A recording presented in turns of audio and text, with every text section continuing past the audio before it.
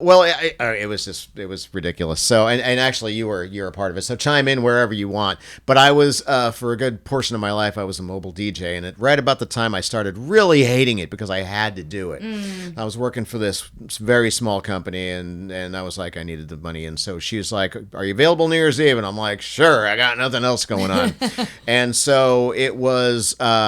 So we ended up at this. It was the place doesn't exist anymore, like most places, but it was over somewhere in San Bruno. There was this club, and my whole job was like to set up here, and there was this dance floor and then a seating area over there. And so Steve came with his new fiance, Vicky, and I think maybe I was with Sarah by then. I think so. Yeah. Yeah, and was she there as well? I think so. Okay. Yeah. So I'm way over here, separated from them, and that sucks in itself. And so I'm doing the thing indeed, but nobody's really dancing.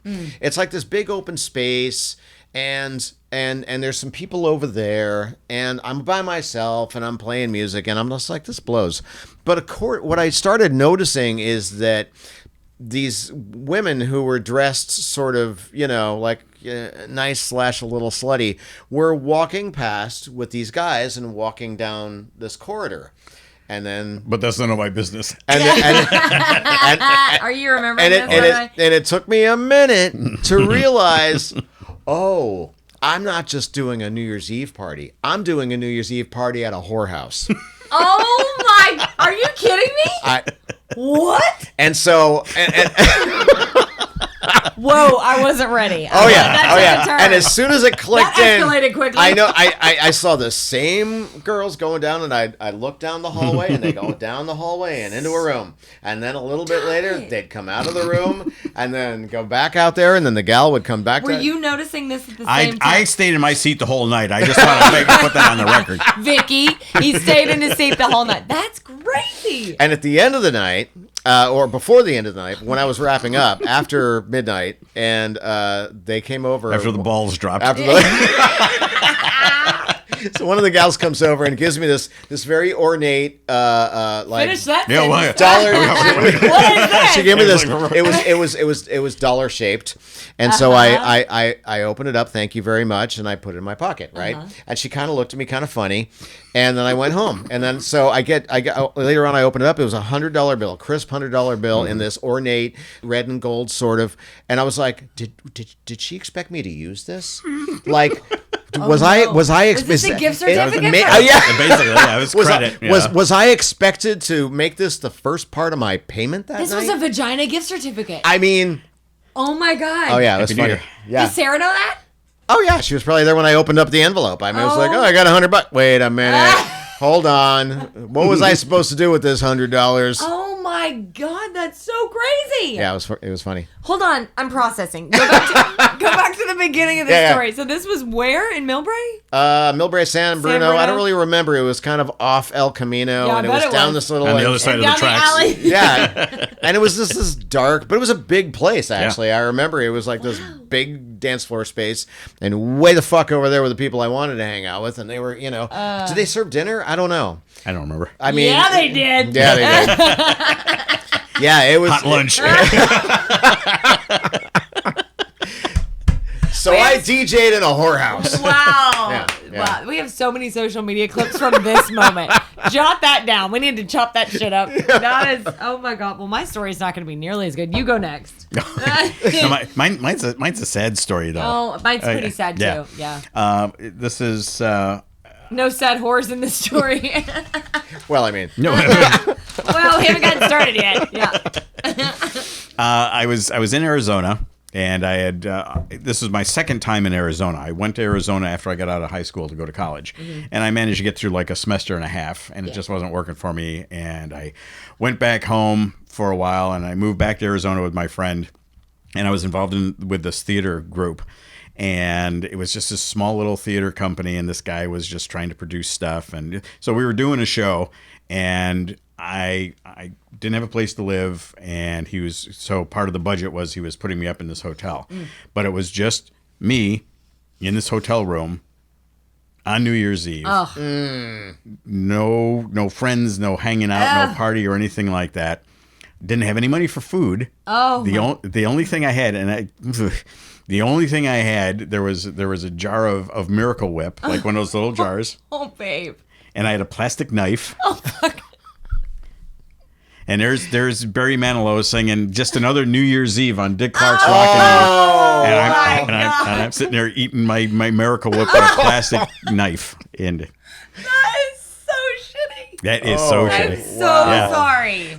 I need. Wow, I need a drink after that one. Did you know that story already? I didn't know that story. I don't usually share that one because Yeah, It was yeah. Barry Manilow that pushed it over the edge. that was a low. That was a low. Nobody point right there. deserves that. And then, no, that's they just, don't. you know, Especially while eating Miracle Whip off a knife. Like, that is a plastic knife. Plastic You know knife. what? But Wow. there's your bottom, right? There's nothing. Yeah, no, that was That's pretty it. much it. Yeah, that was Miracle Whip off a knife on a New Year's Eve. That's in a cheap hotel. Yeah. I bled my way into a new decade.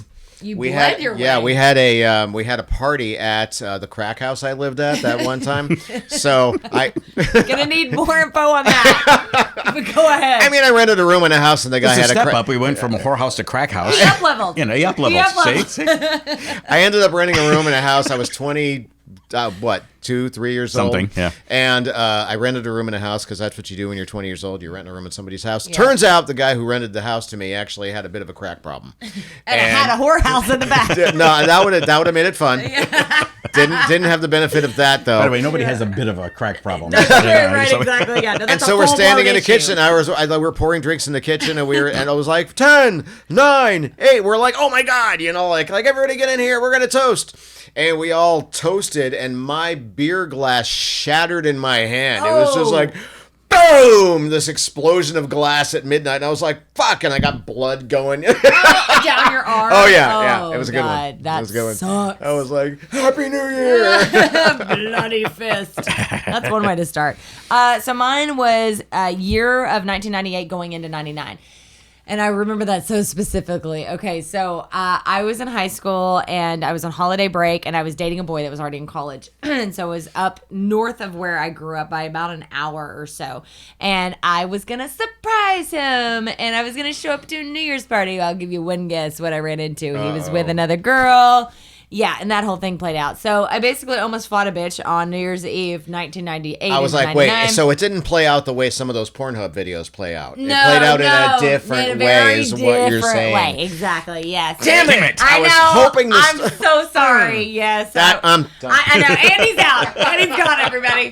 I was a very sweet, innocent Chasta at the time. I would never, which is probably why I was. Well, there's your problem. You could have turned the whole tide of the party situation. Come to if think you know. of it, I think that may have been my Might have. issue. Yeah, Yeah, we that's could tell probably a why I different story cheated. now. But anyway, so yeah, he was stooping some girl when I that got there. sucks. So Yeah, you no, it showed was up to awful. surprise him, yeah, and he was in already a bedroom. Oh, It was a big that's house not party, cool. and I was like, "Where?" Oh, I'm gonna say his name. We'll just call him Turd. How about that? Where is Turd? Turd Ferguson. And Turd Ferguson. Where is he? I'm here. And they were like, oh boy. And so anyway, one guy that was super duper drunk was like, he's in there stepping so and so, and I was like, mortified, like that blood sucks. runs Yeah, cold. yeah. And I had driven like, I don't know, an hour and a half to see him. Anyway, long story short, I was like, okay. And so, but I was enraged. And so, and I don't think I had been drinking yet, but I probably had. I'm just probably like, I don't know, romanticizing myself at the time.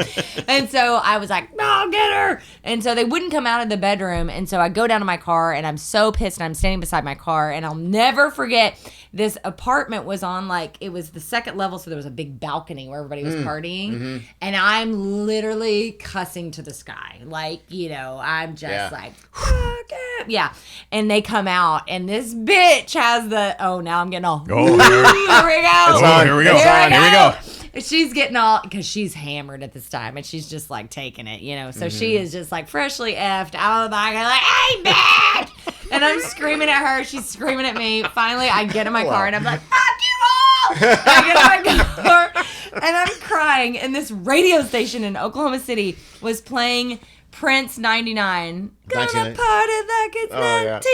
over and over again. And this is, obviously, this is in the day before, I don't even think I had a cell phone at the time, before any of that. So I had to just listen to Prince, and I love him, but like over and over as I'm crying in my Mitsubishi Eclipse, driving on the highway, and then my car breaks down. Oh, Jesus. Wow. And I'm sitting on the side of the road as the 10, 9. Oh. Yes. Whoa. Yeah. That's a scene in a Coen Brothers movie. It was beyond Wow. awful. I remember I could literally drive right back to where I was. I was sitting on the side of the highway. I was underneath kind of an overpass, and I look up and there's a homeless dude like in the rafters of the overpass. And I'm like, wow, I'm spending my New Year's Eve being cheated on, crying in a broken down car under an overpass with a homeless dude. It was brutal. It was. I mean, you had a good soundtrack, but I did. I mean, but I won't lie. When I hear that song to this day, I'm like, I'm like triggered. I mean, it was awful.